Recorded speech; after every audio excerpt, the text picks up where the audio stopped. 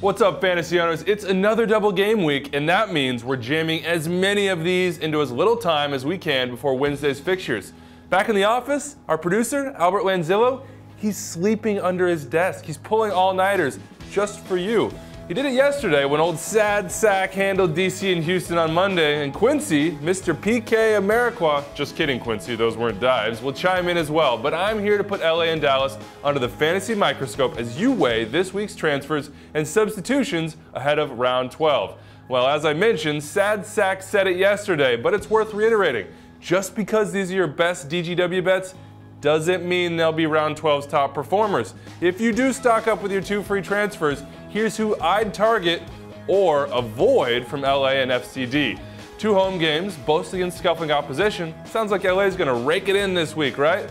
Sounds like it, but this isn't 2013 and the US World Cup camp has gutted Bruce Arena's roster. It's made his job difficult, and yours.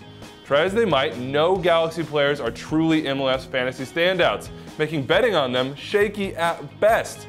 Shutouts aren't exactly flowing, and Omar's gone, so anybody on that back line but Dan Gargan is an unwise gamble. I'm not sure if Dan Gargan's even your best bet as well, but if you're gonna do it, he's your man. The midfield situation, it's not much better. Your best bet? Stefan Ishizaki, but don't go running to the bank with that advice. It's a hit or miss there. It's also hit or miss with ROBBIE KEANE, who somehow still 2 months into the season is shaking off rust.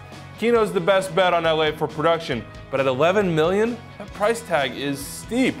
Almost too steep. My advice when it comes to LA, hold on to who you've got, if you've got them, and if you do dip into the transfer market, pick up 1 or 2 of KEANE, Ishizaki, and Gargan as your budget allows. Now look, I hate to be a Debbie Downer, but I'm taking the same tact with FC Dallas. This ain't your 2013 LA Galaxy side, but it's looking more and more like 2013 at Toyota Stadium. That means slump, and with 2 road games for a club that's lost 5 of their last 7, 1 in LA and 1 in undefeated Salt Lake, even Sad Sack wouldn't sink his transfer funds into Oscar Pareja's wilting hoops. But if you must, and I mean must, invest in some FC Dallas futures, do it on the cheap. At 6.3 mil, Jair Benitez is a guy with upside. So as long as you think LA's inconsistent attack will remain punchless, he could get some fantasy points. Fabian Castillo, well, he's an all-or-nothing gamble as well. He could easily end up with less than 5 points from 2 matches. He does it all the time, or he could be in double digits. I'm gonna guess it's gonna be closer to the former. With a cap hit of less than 7, it might be worth the risk. Keyword might. I'll put it this way, you won't see more than 1 FCD player on my roster this week, and that's only gonna happen if Benitez fits my budget like a glove.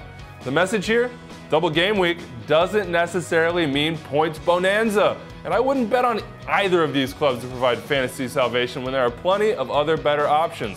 Options, who I might add, can set you up for success down the road.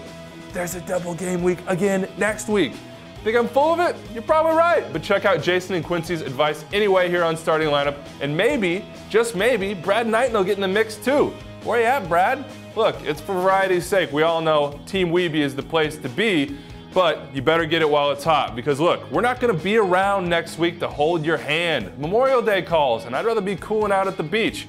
Of course, I'll also have my phone, so tweet me nicely, maybe I'll respond. No promises.